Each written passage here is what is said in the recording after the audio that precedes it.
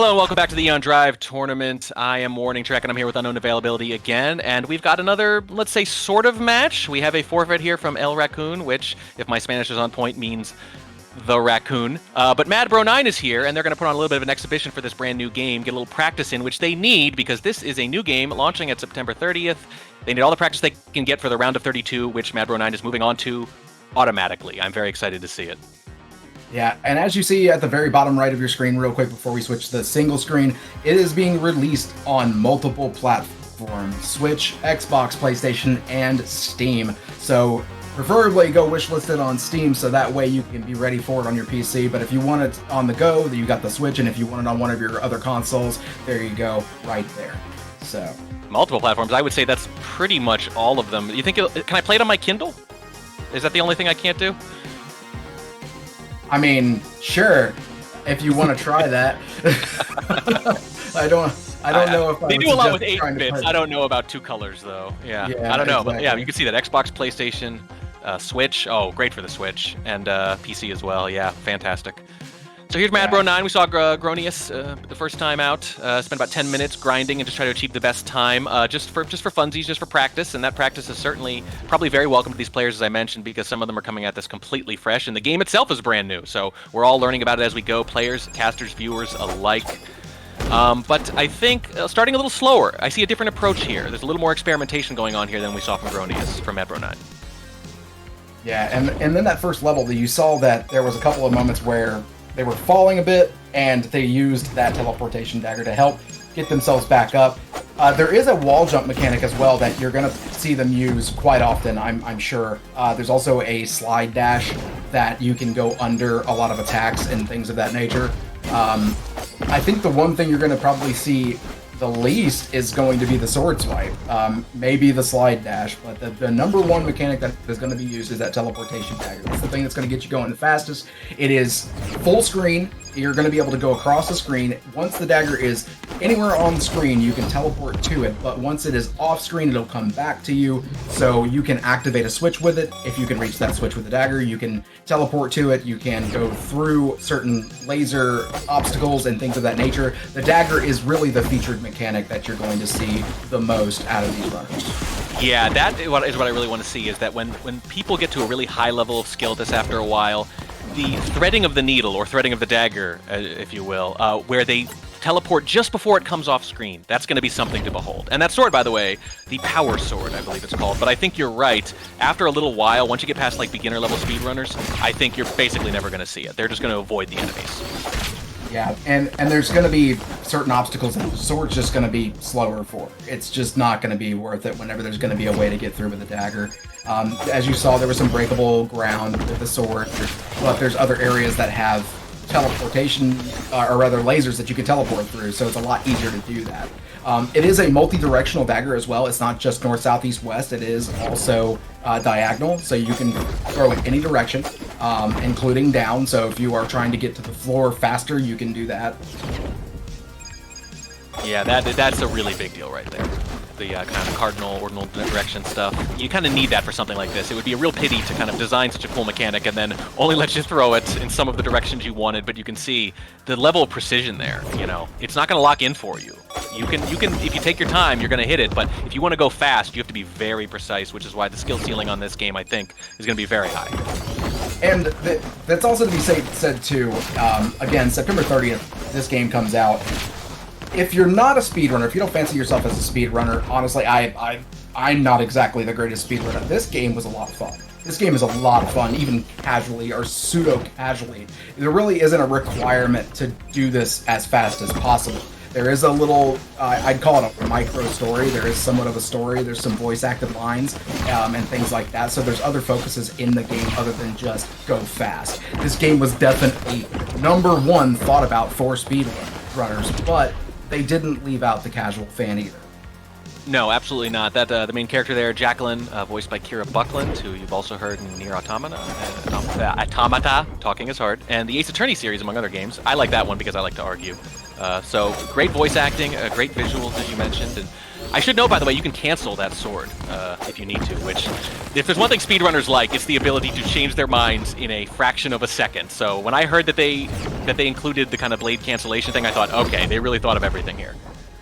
Yeah, it sounds like they watched a lot of speedruns of just other games, older games, and they're like, yeah, that is called a sword cancel. That sounds like something I want in my game. And then designed around it, and I love it.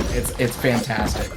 You don't want to be locked into it, you know, this isn't Ubisoft, right? You don't want to start an animation and have to wait for the whole thing to play out. But I like what you said about you don't have to be a real hardcore speedrunner here exactly. You can take your time, that's what the sword is for. You can kill the enemies rather than avoid them if you want. And even if you want to speedrun, the nature of try and start over again and grind and like master one section and then move on to the next, in a sense, even though that's a quote-unquote speedrun by the end of it, it allows you to go at your own pace. I would argue, too, speaking of like a casual fan, if you're looking into possibly learning a speedrun or learning to speedrun, this game is a good intro to just maybe not even be the game you want to speedrun, but learn speedrun tactics. It's something to possibly even warm up your hands before you do something that is a fighting game or whatever. Like, I think this game has got a lot of applications other than just speedrunning, but this today is about the speedrun, about the fastest you can possibly get through there. The dagger mechanic is just phenomenal with the way it works, and we saw it just a few moments ago in the level where Madbronine kind of got below the platform and used that dagger multiple times to keep themselves from falling and stayed on that platform, which is just so cool to me that it's that smooth to be able to use it over and over again without fail. I was playing this a little the other day, same as you, and I don't know, tell me if this is your experience at all, but at first I was like a little overwhelmed, you know, like, wow, you move so fast when you throw that dagger. The first time I wasn't even sure what I'd done. How did I get over there? You know, that kind of thing. But then, after about 10 or 20 minutes, I started to go, okay, I'm starting to feel comfortable with this, and I could feel my brain rewiring in real time and starting to keep up and look at the spot I was going to teleport to just before I went there, right? Actually keeping up with the pace. And I imagine if you play it more, you're only going to get better and better at that. I did have a very similar experience where I was overwhelmed by the amount of control I had over the character, and I was that never really scares me as much as overwhelms me, because I like having control of my character. I like my character doing what I tell them to do. So I never felt like my character did something completely opposite of like, hey, I said go right, you went left, why? I never felt like I didn't know what was happening completely, and it is smooth. It is very, you can see how smooth it is, not just because these are really good runners. We said this last match, 4,000 people entered this tournament, top 64 made it.